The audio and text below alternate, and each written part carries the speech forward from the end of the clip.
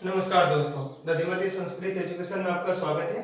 दोस्तों, आज हम जो है संधि में जो सूत्र चलते हैं उन सूत्रों में कुछ वार्तिक सूत्र चलते हैं। हम उन वार्तिक सूत्रों पे आज चर्चा करने वाले हैं।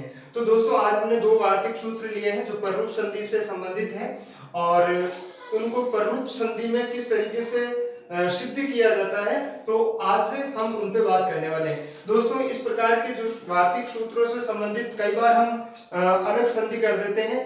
तो रीट और संस्कृत से संबंधित होने वाली जितनी भी जो परीक्षाएं हैं उन सभी परीक्षाओं में ये सूत्र काम आते हैं। हम एक एक करके बारी बारी से अन्य जो वार्तिक सूत्र हैं और अन्य जो पाणिनीय सूत्र हैं हम सभी सूत्रों पे चर्चा करेंगे। आज हम दो सूत्रों पे चर्चा करने वाले हैं, सकबंधादिषु पररूप वाच्यम और दूसरा है ओमंगोश्च। तो हम दोनों सूत्रों पे जो है चर्चा कर लेते हैं। सबसे पहला जो सूत्र है वो है सकबंधादिषु पररूप वाच्यम। तो इसमें होता क्या है कि सकबंध आदिषु, सक, अंध आदि को पररूप जो है उनमें पररूप सिद्ध होता है। ये पररूप कब सिद्ध होता है? सकबंध आदि जब टी के स्थान पर रूप आदेश होता है।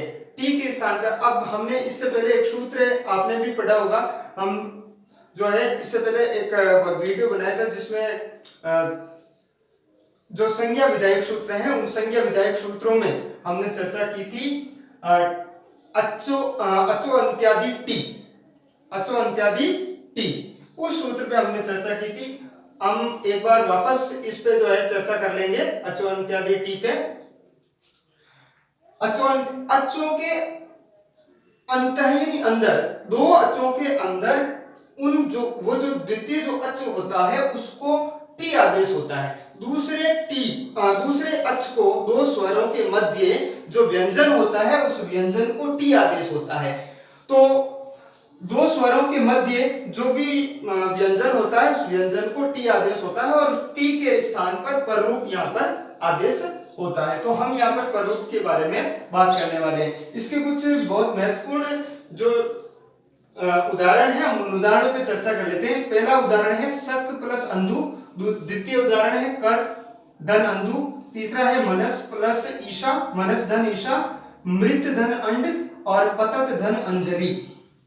कई बार हम अंजलि को ऐसे लिखते हैं इस तरीके से जो कि पूर्ण रूप से अशुद्ध है। हम इस पे भी एक वीडियो लेकर के आने वाले हैं। आप हमारे चैनल को सब्सक्राइब करें, लाइक करें और अपने दोस्तों के साथ जरूर शेयर करें कि हम कौन से शब्द पे ये जो पंचम जो वर्ण होता है, जैसा कि हमने यहाँ पर ये जो पंचम वर्ण लिखा है यहाँ, है ना, तो ये जो नासिकीय वर्ण होते हैं अनुस्वार वर्ण कहा जाता है। कब हम यहाँ पर अनुस्वार लगाते हैं और कब अनुस्वार को पंचम वर्ण लिखते हैं, जैसे दिग्नाग, इस तरीके के वर्ण।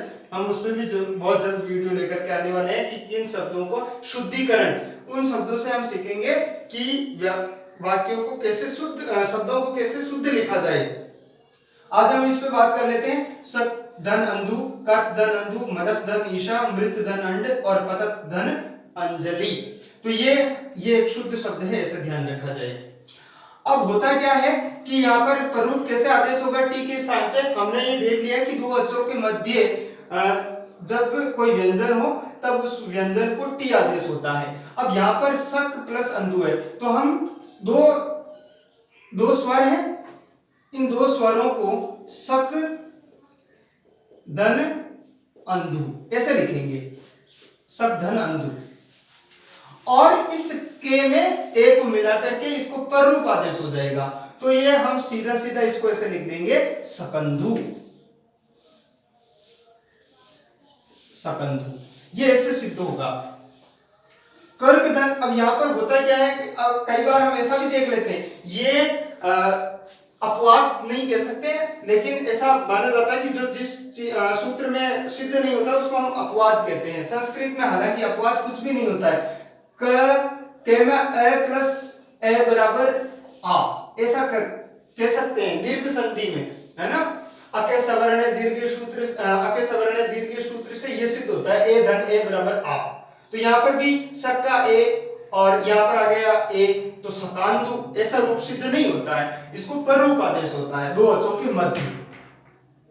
कर्क धन अंधु, अब आप जैसे समझ गए होंगे कि इसमें हम कर्क प्लस अंधु में क्या क्या करेंगे, करकंधु, करकंधु, ये रूप सिद्ध होगा करकंधु। मनस धन ईशा है ना, तो मनस शीशा ऐसा रूप सिद्ध होना चाहिए, लेकिन यहाँ पर ऐसा होगा नहीं। क्यों? क्योंकि मनस का श, ये भी स है ना, ये भी ये जो ऊष्म जो शब्द हैं इनमें अचो अंत्यादि टी से दो अचों के मध्य टी आदेश होता है, इसीलिए ये मनीषा रूप सिद्ध होगा, मनीषा। तो मनीषा में पररूप संधि है।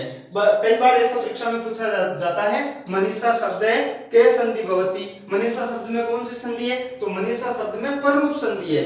यदि संधि ने पूछ करके कोई सूत्र पूछ ले तो उसका सूत्र है सकंदादिषु पररूप वाच्यम, ये सूत्र कहा जाता है। मृत धनंड तो मृतंड, इस मृतंड शब्द को कालिदास जी ने जो है अपने रघुवंशम जो ग्रंथ है उसमें इसका प्रयोग किया है, रघुवंशम में महाराज दिलीप के लिए। और पतत धन अंजलि, तो पतत अंजलि, इसमें ये जो त है, इसमें इस त के जो व्यंजन है इस और इसके आगे जो स्वर है इनके मध्य अचो अंत्यादि टी से पररूप आदेश होगा, तो ये रूप बनेगा पतंजलि, पतंजलि। तो सकंदु, करकंदु, मनीषा, मृतंड और पतंजलि ये सकंदादिषु पररूप वाच्यम, इस सूत्र से ये रूप सिद्ध होते हैं। और परीक्षा में ये भी पूछा जा सकता है सक प्लस अंधु या सकंधु, कर धन अंधु करकंधु, मनस धन ईशा मनीषा, मृत धन मर्तंड और पतत धन अंजलि पतंजलि, इनमें कौन सी संधि है, तो इनमें संधि कौन सी है, पररूप संधि है। या संधि ने पूछ करके यदि सूत्र पूछे तब इसमें सूत्र कौन सा है, सकंदादिषु पररूप वाच्यम। एक ऐसा ही सूत्र है जिसमें भी पररूप एकादेश होता है, वो सूत्र है ओमांगोष्ठ। उस सूत्र का नाम क्या है, ओमांगोष्ठ। ओमांगोष्ठ सूत्र में होता क्या है कि ए वर्ण से परे यानी पहले, परे यानी बाद में, सॉरी परे का मतलब बाद में, ए वर्ण के बाद में यदि ओम अथवा आंग हो, क्या हो, ओम अथवा आंग हो, तो उस ओम और आंग को भी पररूप एकादेश होता है।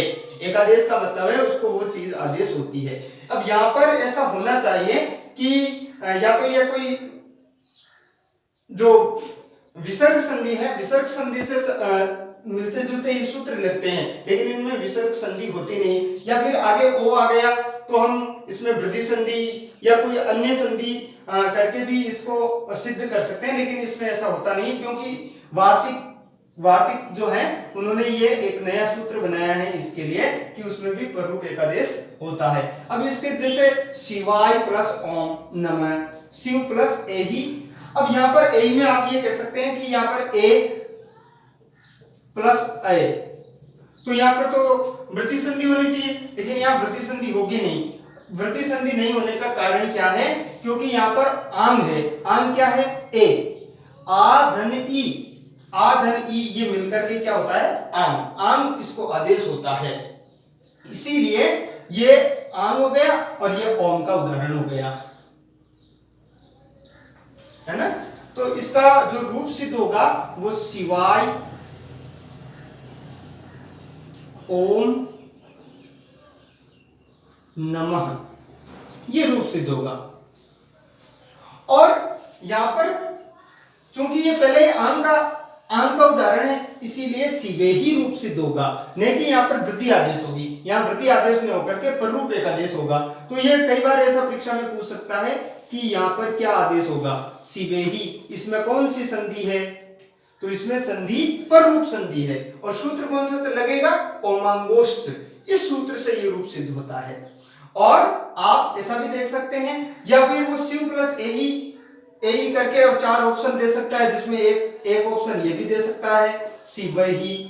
तो हम अनभिज्ञ होने के कारण या हमें ज्ञान नहीं होने के कारण हम ये रूप सिद्ध कर सकते हैं, लेकिन हमें ऐसा नहीं करना है, क्योंकि ये ओमांगोष्ठ सूत्र से ये सिद्ध होगा। यहाँ पर शिवे ही शब्द सिद्ध न होकर के शिवे ही ये आंग आदेश होने की वजह से इसमें पररूप आदेश होगा, इसीलिए ओमंगोस्त के ये दो उदाहरण और शकबंदादिसु पररूपाचम के ये 5 उदाहरण, 4 उदाहरण, 4-5 उदाहरण है। इन 5 उदाहरणों को हमें ध्यान रखना है। शकंदु, करकंदु, मनीषा, मर्दंड और पतंजलि और ओमंगोस्त का शिवायोम में और शिवे ही ये रूप सिद्ध करना है। तो दोस्तों आशा करता हूँ ये दोनों आपको सूत्र अच्छी तरीके से समझ में आए होंगे। इस वीडियो को लाइक करें, सब्सक्राइब करें हमारे चैनल को। धन्यवाद। जय हिंद, जय भारत।